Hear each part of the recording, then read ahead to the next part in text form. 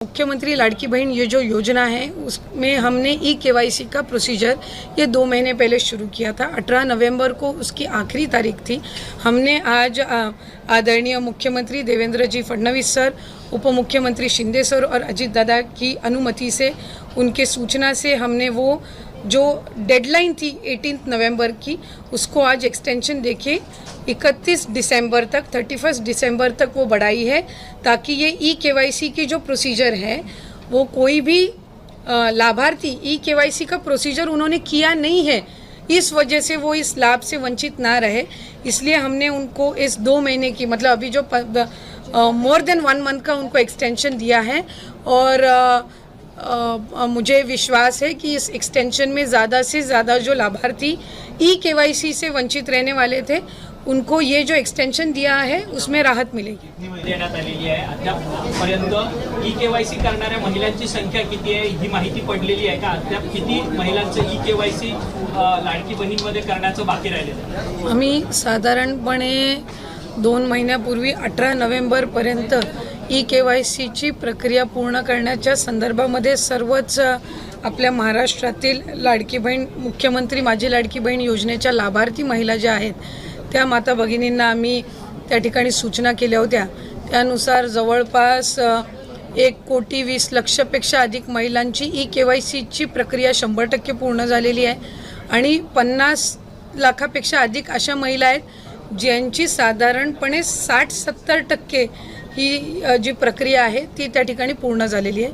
मधल्या कालावधीमध्ये अतिवृष्टी असेल, पूर परिस्थिती असेल, अवकाळी पाऊस असेल, म्हणजे मे महिन्याच्या पहिल्या आठवड्यामध्ये जो पाऊस सुरू झालेला आहे तो साधारणपर्यंत जवळपास 5 ते 10 नोव्हेंबरपर्यंत पाऊस सुरू होता। बऱ्याचशा ठिकाणी पुराची परिस्थितीसुद्धा होती, अतिवृष्टीसुद्धा झाली आणि त्या ठिकाणी महिलांचे काही असणारे जे कागदपत्र असतात, काही दाखले असतात, तर ते त्यांना म्हणजे पुराच्या परिस्थितीमध्ये सुद्धा तिथं काही भरपूरशा लाभार्थ्यांनी गमावलेले आहेत। त्या दृष्टिकोनातून आणि त्याचबरोबर ज्या विधवा महिला आहेत किंवा ज्या एकल महिला आहेत, म्हणजे ज्यांचे वडील वारलेले आहेत पण डिवोर्स झालेला आहे किंवा अशा पद्धतीच्या ज्या काही बाबी आहेत, तर त्याच्यामध्ये त्यांचीही त्याच्यामध्ये विनंती होती, सूचना होती। मधल्या कालावधीमध्ये आदरणीय मुख्यमंत्री देवेंद्र फडणवीस साहेब, दोन्ही उपमुख्यमंत्री शिंदे साहेब आणि आदरणीय दादांच्याकडे सुद्धा त्या संदर्भातली चर्चा करण्यात आली आणि 31 डिसेंबरपर्यंत आपण ई-केवायसी करण्याची मुदत ही वाढवत आहोत, म्हणजे जेणेकरून ज्या काही जिथं अतिवृष्टी झाली, पूर परिस्थिती झाली, तिथल्यांनाही महिलांना ई-केवायसीसाठी त्या ठिकाणी अधिकची मुदतीतून त्यांना ई-केवायसीची प्रक्रिया पूर्ण करता येईल। या व्यतिरिक्त ज्यांचे पतीचं निधन झालेलं आहे, वडिलांचंही निधन झालेलं आहे, अशांकडे जे सर्टिफिकेट नाही आहेत, म्हणजे अशांकडे त्यांचे जे डॉक्युमेंट्स नाही आहेत, त्यांचं डेथ सर्टिफिकेट असेल किंवा डिवोर्सचे न्यायालयांच्या जे काही डिवोर्सचे सर्टिफिकेट्स असतात, म्हणजे कोर्टचे जे डॉक्युमेंट्स असतात ते त्यांना अपलोड करण्याच्या दृष्टिकोनातून, किंवा एखाद्या गावामध्ये एखादी एकल महिला असेल किंवा एखादी विधवा असेल, तिच्या पतीचंही निधन झालं आहे आणि वडिलांचंही निधन झालेलं आहे, अशा महिलेनी, लाभार्थ्यांनी जर ते डेथ सर्टिफिकेट किंवा ते डॉक्युमेंट्स जर तिथल्या अंगणवाडी सेविकेकडे उपलब्ध करून दिले तर ती त्याची जे सर्टिफिकेट आहे ते CDPOकडे देऊन त्या संदर्भातली सगळी प्रक्रिया पूर्ण करून घेऊ शकतील। आम्ही आजच त्या संदर्भातला शासन निर्णयसुद्धा निर्गमित करत आहोत। त्याच्यामध्ये ज्या गावातल्या किंवा शहरातल्या तिथल्या अंगणवाडी केंद्र आहेत, ज्या अंगणवाडी सेविका आहेत, त्यांच्याकडे त्यांनी तशा पद्धतीचे कागदपत्र सबमिट करायचे आहेत। इन द मीनवाईल त्या मध्यंतरी त्या कालावधीमध्ये आम्ही वेबसाईटवर पण तशा पद्धतीचं ऑप्शन हे देण्याच्या दृष्टिकोनातून आमचं काम हे सुरू आहे। रोज साधारणपणे 4 ते 5 लाख महिलांचं ई-केवायसीची प्रक्रिया ही त्या ठिकाणी होत आहे। मधल्या कालावधीमध्ये थोडं 1-2 लाखावरती संख्या आलेली होती, पण नंतर पुन्हा एकदा त्या वेबसाईट आणि संबंधित विषयांवर काम करून आता ती पूर्वपदावर आलेली आहे।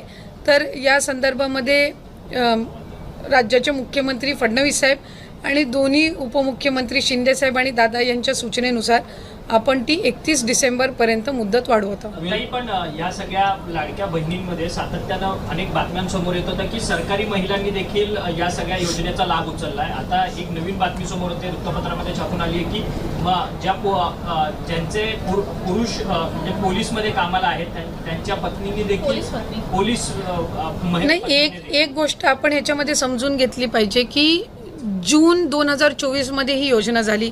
1 जुलैपासून लाभार्थ्यांनी याच्यामध्ये फॉर्म भरायला सुरू केले. सरकारी नोकरींमध्ये जे असणारे लाभ घेणारे होते जवळपास 7 ते 8 महिन्यांपासून किंवा त्याच्याही आधीपासून जसं जसं विभागाच्या यंत्रणेच्या लक्षात येत गेलं तसं तसं त्यांचा लाभ तिथल्या तिथे थांबवत गेलेला आहे. 6-8 महिन्यानंतर ज्यांचं निदर्शनास आलेलं आहे त्यांच्या पगारातून ती ट्रेजरीमध्ये म्हणजे सरकारी तिजोरीमध्ये परत घेण्याची प्रक्रिया सुद्धा जवळपास 6-8 महिन्यापासून त्या ठिकाणी सुरू आहे. आणि ज्यांना नवीन सरकारी नोकरी लागते, जशी पोलीस भरती जशी होते किंवा सरकारी नोकरी जशी लागते तसं ते डॉक्युमेंट त्या विभागाकडे देतात की आता मी या योजनेमध्ये पात्र नाही आहे. तर त्या पद्धतीने आपण ते अपडेट करत असो. जसं जानेवारी महिन्यामध्ये आम्हाला डेटा मिळाला नमो शेतकरी योजनेचा, साधारणपणे तो 5 ते 6 लाखाचा डेटा होता आणि मग त्या पद्धतीनं त्यांचा लाभ आपण 1000 रुपये त्यांना नमो शेतकरीचा आणि 500 रुपये लाडकी बहीणचा असा आपण सुरू केला. तसंच सेवार्थचं ज्या वेळेला आम्हाला 2500चा डेटा मिळाला आपण त्यांचा लाभ तिथल्या तिथंच फेब्रुवारी महिन्यातच आपण बंद करून टाकला. काही वेळेला असं होतं की प्रसारमाध्यमांकडे किंवा पत्रकार म्हणजे वर्तमानपत्रांकडे 2-2, 3-3 महिन्यानंतरचे केसेससुद्धा समोर येत आहेत आणि मग ते नव्याने आत्ताच झालेत अशा पद्धतीची त्या ठिकाणी एक म्हणजे संभ्रम निर्माण होत आहे. आम्हाला ज्या वेळेला सरकारी जिथं नोकरी लागलेली असेल किंवा काय हे जसं त्यांच्या याच्यावर अपडेट होतात त्यावेळेसपासूनच आपण त्यांचा लाभ देण्याची प्रक्रिया बंद करत असतो.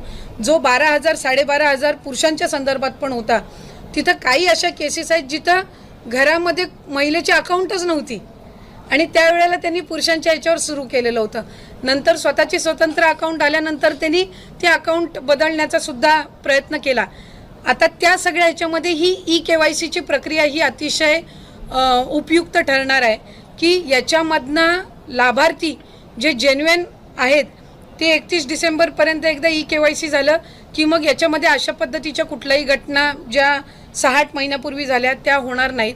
आणि जे पुरुष लाभार्थ्यांनी काही ठिकाणी जिथं लाभ घेतलेला आहे तिथंही आम्ही व्हेरीफाय केलं आहे. ज्या वेळेला लक्षात आलं त्यावेळेला त्याच वेळेला तिथं त्यांचा लाभ वितरणाची प्रक्रिया ही थांबवण्यात आलेली आहे आणि ज्यांची नाही तर त्यांना दंड आकारण्याच्या संदर्भातली सुद्धा किंवा त्यांच्याकडनं ती जी रक्कम आहे ती पुन्हा एकदा वसूल करण्याच्या संदर्भामध्ये सुद्धा जो प्रस्ताव आहे तो विभागाच्या वतीने शासनापर्यंत जाणार आहे. पण ही ज्या सरकारी कर्मचाऱ्यांच्या कुटुंबाकडनं हा लाभ घेण्यात आलेला आहे ही रक्कम काही जमा झाली का किंवा त्याचा काही अंदाजित आकडा आहे का? अंदाजित म्हणजे साधारणपणे मी आपल्याला म्हटल्याप्रमाणे सुरुवातीच्या कालावधीमध्ये आम्हाला सेवार्थीचा आलेला सेवार्थी खरं तर 8,000पेक्षा जास्ती आहेत पण आम्हाला तो डेटा जसा उपलब्ध झाला 2-2.5 हजारचा आम्ही तिथल्या तिथे ती प्रक्रिया त्यांना वितरित करण्याची थांबवली. साधारणपणे फेब्रुवारी महिन्यातली घटना आहे. सरकारीमध्ये पण बरेचसे असे आहेत ज्यांची सरकारी नोकरी लागल्यानंतर स्वइच्छेने त्यांनी आपलं जे चलन असतं सरकारी चलन याच्यातनं त्यांनी ती रक्कम